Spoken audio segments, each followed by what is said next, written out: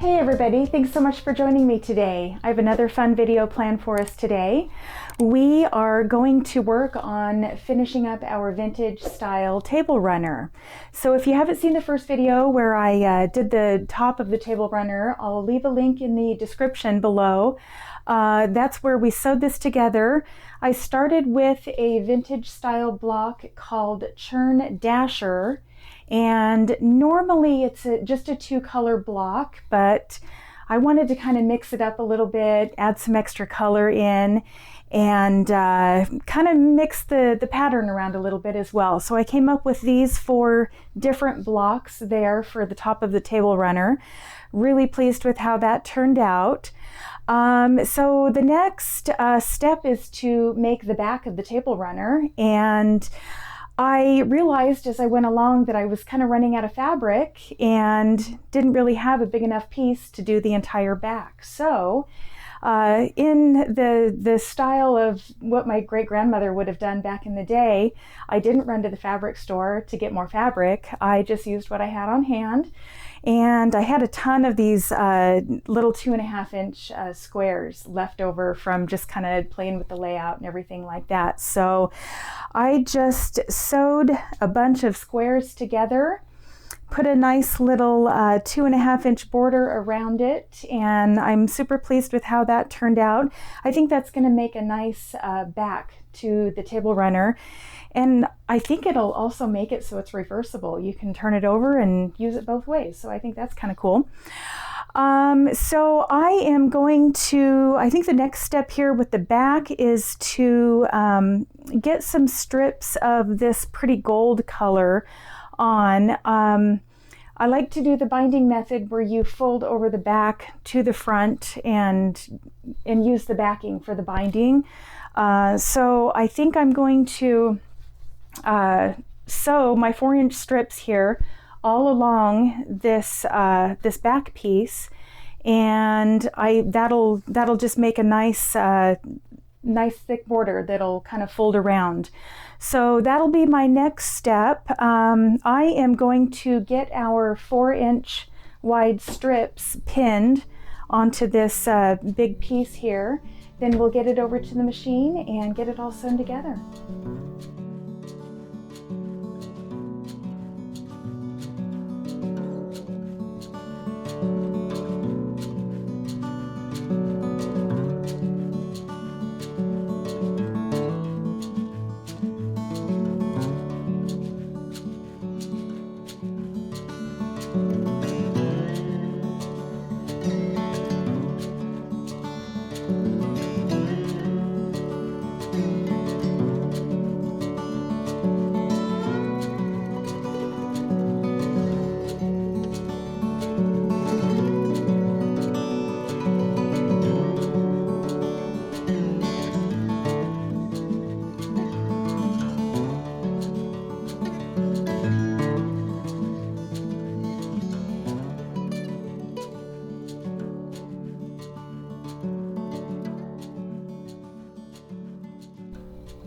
Okay, so I got my yellow border all the way around here. I'm super happy with how it's turned out already. Still has a vintage feel on the entire back. I started to run out of fabric, and like I said before, I'm just using up scraps of fabric that I already have on hand, so I had to end up piecing my 2 borders together on each end, but that's okay. Sometimes you got to do that. I'd rather do it that way than run to the fabric store and buy more fabric. So normally when we are just quilting with a solid back, we can just put our back on and go. But since our back has a design on it, we want to try our best to get this centered up, you know, as best we can on the whole project on the back. So I think the best way to do that is to find the center. I folded this in half and found the center of the back, and I just marked it with 2 long pins right here, right through there, so that I can tell where my center is when I have this, when I have the batting and everything on here. So we are just going to make our quilt sandwich here with our back and our batting and our top side. So here is our batting. We'll kind of get this centered on here the best that we can. And I did cut it a little bit short here so I can see where my center is here. So that is helpful. So we'll just get this all smoothed out here. Nice and as flat as we can make it. You know, I'm kind of the girl that just makes stuff up as I go. So, you know, by the time I get to this step, I'm pretty much just winging it, and that's okay. That's kind of the fun of quilting to me, is just figuring it out as you go. So we'll get our top on here. And I know on my top, my center is right here on this piece of sashing between each of the two blocks here. So I think if I just line that center up with these two pins here the best I can, and I want to line it up this way as well, best I can. So I think, and you know, if it's a little bit off on the back, it's fine. To me, there really are no rules in quilting. It's whatever you like to do, and whatever makes you happy. As long as you are having a good time when you're making your project, that's what matters. So however you want to get this done is just fine. And however it turns out in the end is just fine too. Okay, so I can kind of peel this back and see that I'm about that far in on that side, and I'm about the same there, and I feel like I'm maybe not quite centered up and down here, so I'm going to move this down toward me just a fuzz.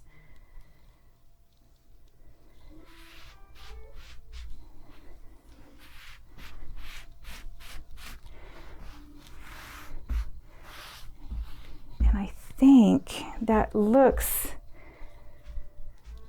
okay. I don't know if I can get it any more perfect than that, honestly. Okay.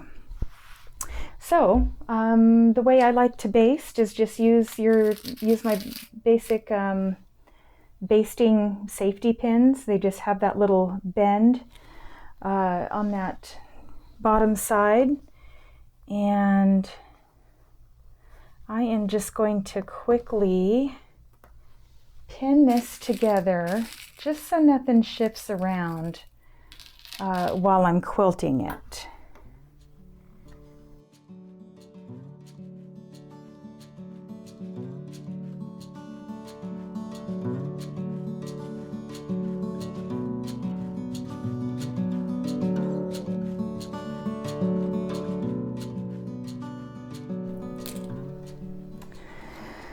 Okay, so I'm just going to go ahead and put a pin in each one of these centers of each of these blocks here. I think that's enough, at least to hold it all together while I quilt it. You know, my goal with this whole project was to do the entire thing on my vintage Singer, which means the quilting and the binding as well. So as far as the quilting goes, I don't have a darning foot for this particular machine. So I think I'm going to attempt to just straight line quilt it. And I haven't really put much thought into how I'm going to quilt it. I thought that I would maybe just go around the outsides of each of these flower shapes, and then you know, maybe do something fun kind of in the middle, or just go around the middle block or something like that. Like I said, I just like to figure stuff out as I go. So once I get to the machine, hopefully I'll have that figured out. And we're going to give that a go. That'll be our next step. So I will meet you at the sewing machine.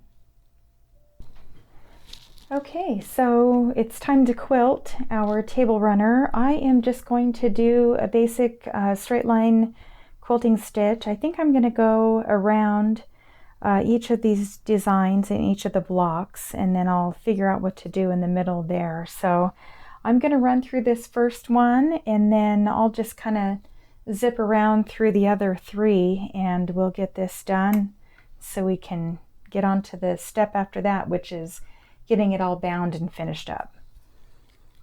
So here we go. I'm just going to take a couple stitches forward and then like 1 or 2 back, or 3, just to lock those.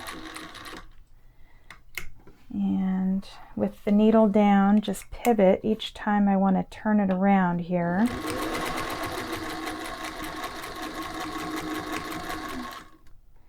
And this is the first time I've ever quilted anything on this machine, so we'll see how this goes for me. I guess you won't know until you try if you can get it done, but this machine seems to be able to do everything I've wanted it to do for me so far.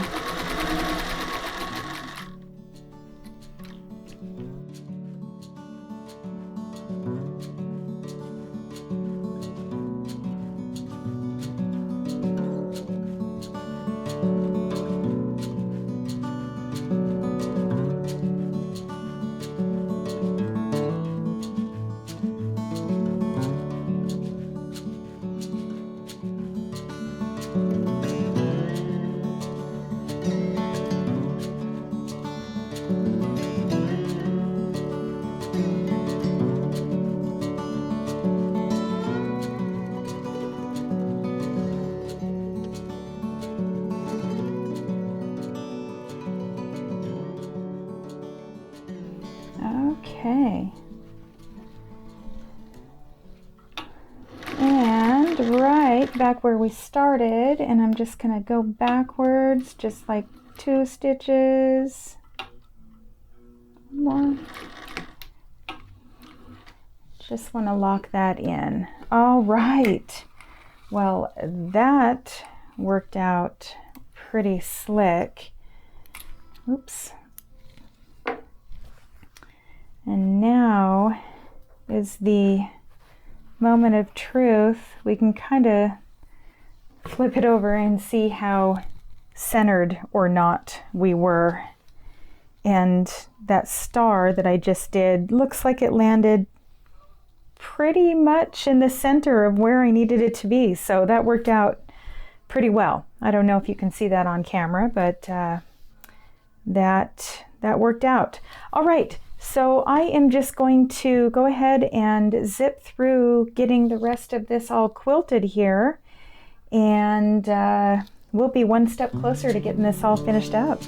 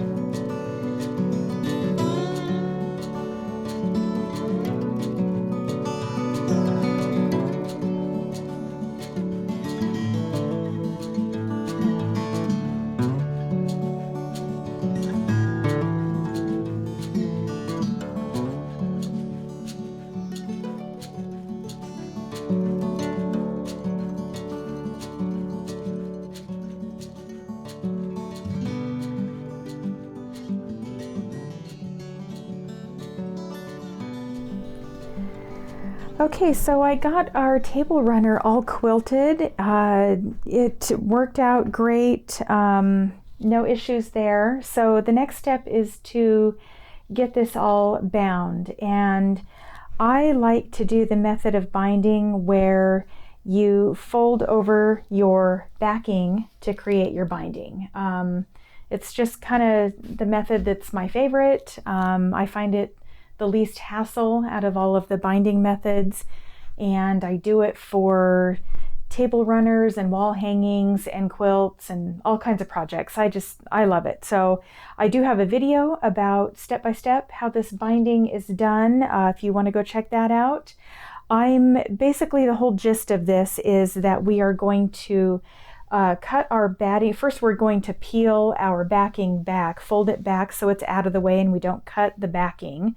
And then basically we're going to trim our batting flush with the top of our table runner.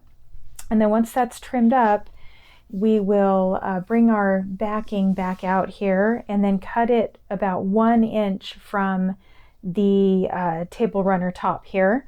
And then that 1 inch will just fold over, iron, fold it over again, and pin it. I like to pin everything. And then we'll just kind of zip along that with the sewing machine, and then we'll be done. So I'm going to just run through this whole thing here with getting it all trimmed up, and we'll be one step closer. So we're just going to trim our batting away here.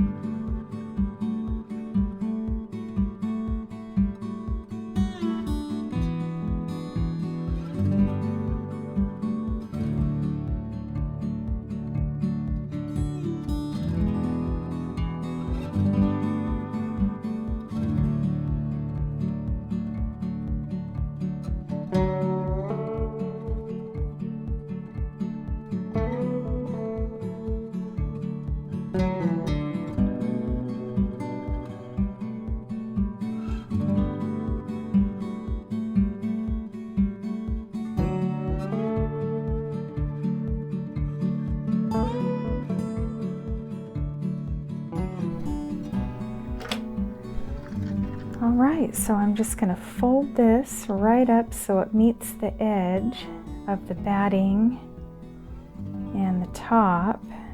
Just give it a nice press all the way around.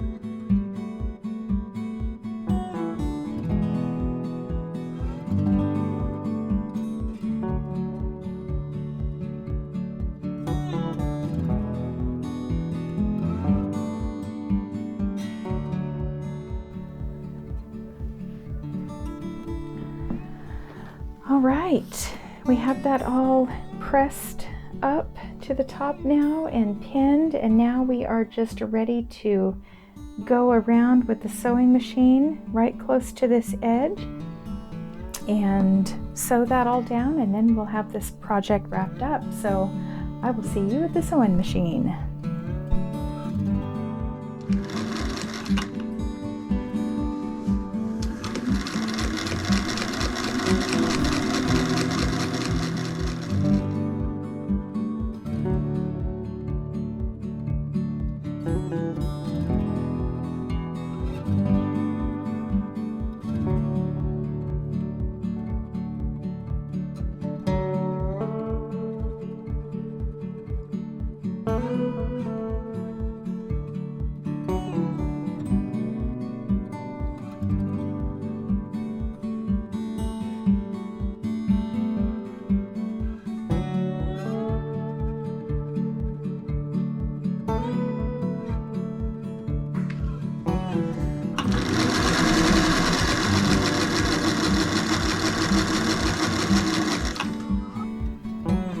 All right, we got our table runner done. I am super pleased with how it turned out. I love it. I love the vintage feel that this block gave us, and I really love the fabrics that I chose as well. I'm glad that I mixed up the colors and added a little more in there like that. Here is how our back turned out. I think I did pretty well getting it centered onto here. That's always a challenge when you have a pattern on the front and a pattern on the back, and you have to kind of line them up and get them both centered. So I think that turned out pretty well.